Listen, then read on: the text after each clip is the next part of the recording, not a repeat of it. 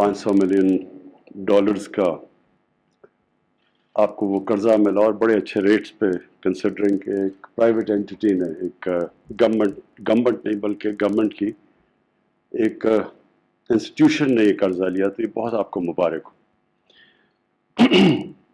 دوسری میں مبارک آپ کو دینا چاہتا ہوں کہ یہ جو آپ نے جس تیزی سے ڈیمز کے اوپر پروگریس کیا، میں نے جب شروع میں لانچ کیا بادشاہ ڈیم اور پھر ممن ڈیم، تو میں 2 سال میں اتنا پروگریس واقعی نہیں سمجھ رہا تھا کہ ہوگا، اور وہ اس لیے نہیں کہ آپ کے اوپر کوئی شک تھا، بدقسمتی سے ہمارے پاکستان کی جو چیز ہمیں ایک بہت بڑی کمزوری ہے وہ امپلیمنٹیشن پہ ہے۔ ہم پروجیکٹس کر بھی دیتے ہیں، اس کی امپلیمنٹیشن بڑی سلو ہوتی ہے، اور میں ابھی بھی جو اپنی 2.5 سالہ حکومت میں بھی میں دیکھ رہا ہوں کئی چیزیں ہماری امپلیمنٹیشن ٹائم سے بہت پیچھے ہے۔ تو جو میں نے آپ کی مومن ڈیم اور بادشاہ ڈیم میں جو پروگریس دیکھا، میں اس لیے خاص طور پہ آپ کو اس چیز کی خراج تحسین پیش کرتا ہوں کہ بڑا زبردست پروگریس ہے۔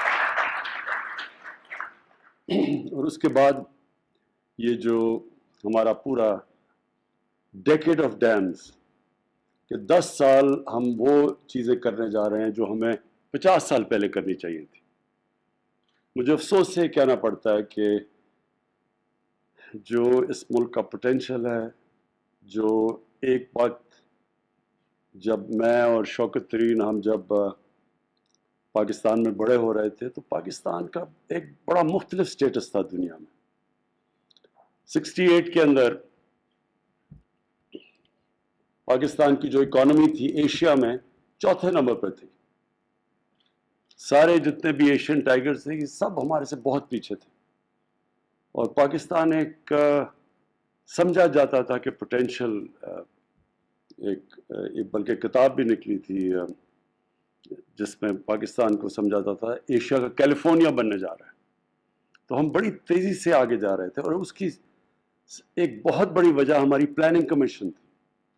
پاکستان میں لانگ ٹرم پلاننگ ہو رہی تھی، اور تبھی بڑی جو 2 ڈیمز بنی وہ تبھی بنی کیونکہ ایک لمبی سوچ تھی، آگے جنریشنز کی سوچ تھی۔ اور وہ جو لانگ ٹرم پلاننگ تھی جو اصل بنیاد رکھتی ہے ایک عظیم قوم کی، جب تک آپ لانگ ٹرم پلاننگ کریں نا، اگر آپ الیکشن ٹو الیکشن پلاننگ کریں گے کبھی بھی قوم ترقی نہیں کر سکتی۔ لانگ ٹرم پلاننگ ہوتی ہے جو وہ اپنے بچوں پہ انویسٹ کرتے ہیں، آپ اپنے لوگوں کے اوپر ویلیو ایڈ کرتے ہیں، آپ آگے سے سوچتے ہیں کہ دنیا کس طرف جا رہی ہے، پہلے سے پلان کرتے ہیں، کیونکہ آپ کے بچے کو 5 ایک الیکشن کے اندر تو تیار نہیں ہوتے فیوچر کے لیے، آپ کو لمبی پلاننگ کرنی پڑتی ہے۔ اور وہ جو لانگ ٹرم پلاننگ تھی وہ ہر شعبے میں مسنگ تھی۔ میں وہ بات کر رہا ہوں کہ جو اب ہم پیچھے رہنا شروع ہوئے، تو وہ جو 60s میں ایک پاکستانی میں کانفیڈنس تھا، ایک ہوپ تھا، وہ آہستہ آہستہ ہم نے نیچے زیادہ دیکھا۔ اور یہ جو پچھلے 30-35 سال ہیں، یہ اس کے اندر، یعنی میں اپنا بتاتا ہوں، جب میں ہندوستان سے کرکٹ کھیل کے جب پاکستان آتا تھا 80s کے اندر بھی، تو لگتا تھا کہ ایک غریب ترین ملک سے امیر ترین ملک میں آ گئے، اتنا کانٹراسٹ تھا ہندوستان اور پاکستان میں۔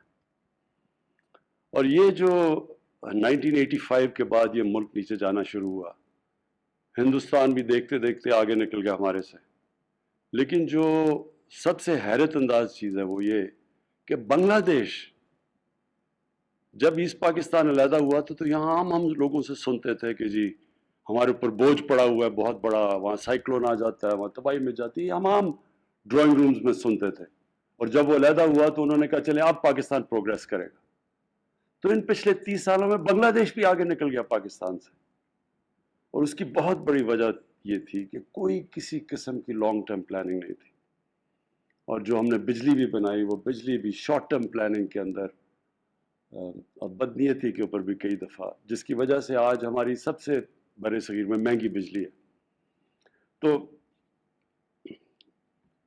وابڈا اور جنرل مزمل کو میں اس لیے آج خاص طور پہ خراج تحسین پیش کرتا ہوں کہ 10 ڈیمز بن رہی ہیں پاکستان میں انشاءاللہ اگلے 10 سال میں، اور یہ صرف یہی نہیں کہ یہ 10,000 میگا واٹ بجلی اضافی پیدا کریں گے، لیکن کلین بجلی پیدا کریں گے، صاف بجلی، انوائرمنٹلی فرینڈلی.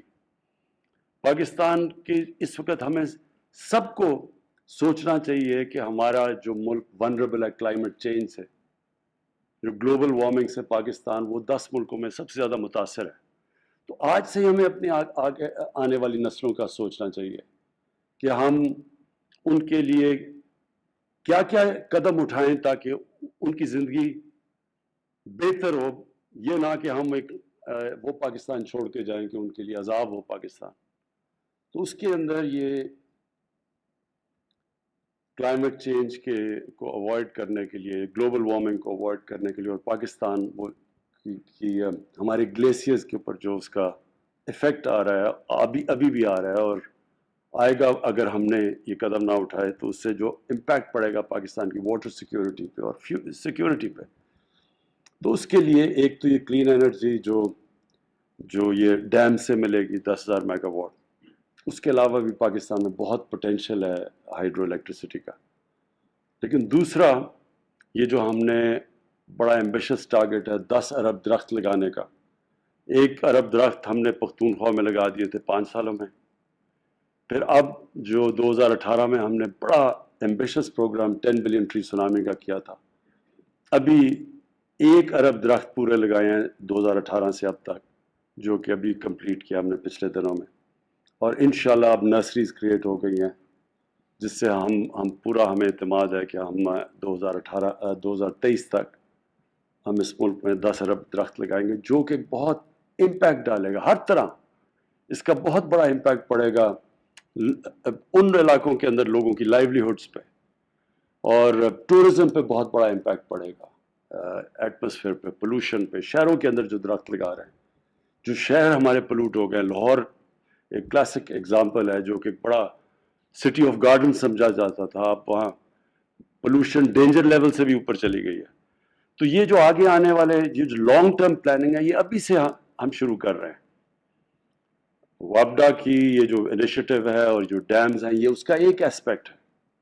دوسرا اسپیکٹ یہ جو ہم درخت اور پوری پلاننگ کر رہے ہیں کہ ہم نے کیسے آگے سے اپنے علاقے پرزرو کرنے ہیں، جو ہم اب 15 نئی نیشنل پارکس بنا رہے ہیں اور ان کو پرزرو کرنے کے لیے پورا پلان کر رہے ہیں. اور اس کے بعد جو ہم اپنے انیشیٹوز ہیں کہ جو ہمارا جو ویٹ لینڈز ہیں ان کو ریچارج کرنے کے لیے فلڈ واٹرز کا استعمال کریں گے، اور انشاءاللہ یہ مینگرووز ہیں جو کہ اس کے اندر اضافہ کرنے کی پوری کوشش کر رہے ہیں.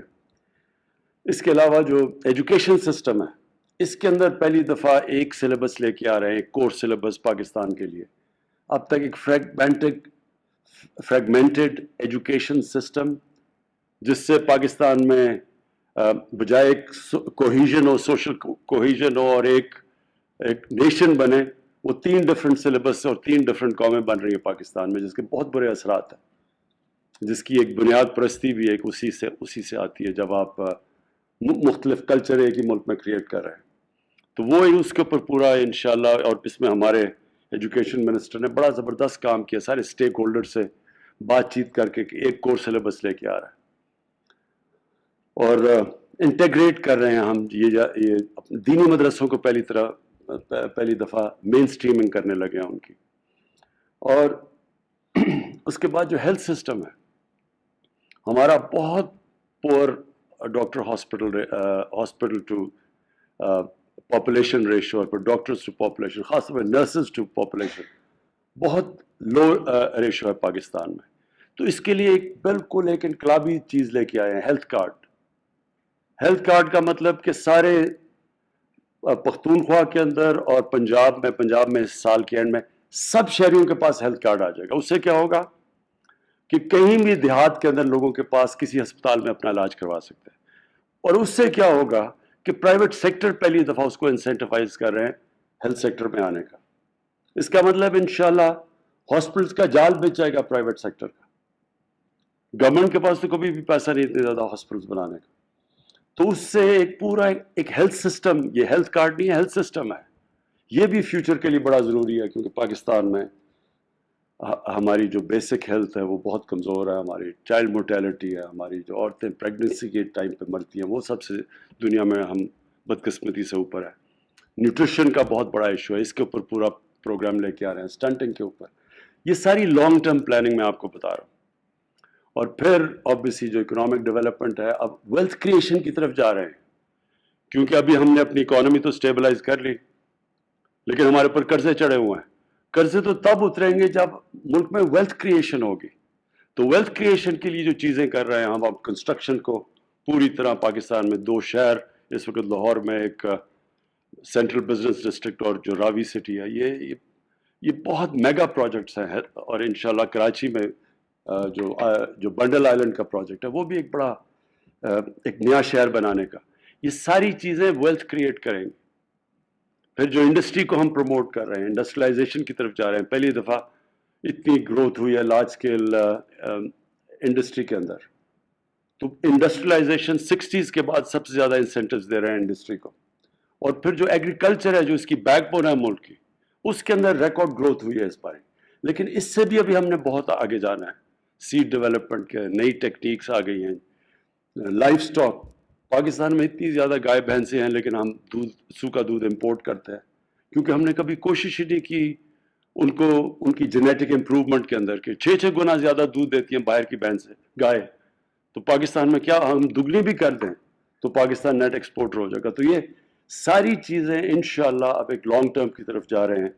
جو یہ میں جس وجہ سے آج یہاں خاص طور پہ یہ جو آپ کو خراج تحسین پیش کرنے آیا تھا، کیونکہ یہ ہے لانگ ٹرم. یہ جو 10 ڈیم ہیں، اگر 50 سال پہلے یہ بن چکی ہوتی، اس سے جو پاکستان میں جتنا ہمارا ابھی تک پانی ہے 14 MAF ہے، تو جب یہ 10 ڈیمیں بنیں گی اتنا ہی اور پانی اویلیبل ہو جائے گا، جس سے 1 لاکھ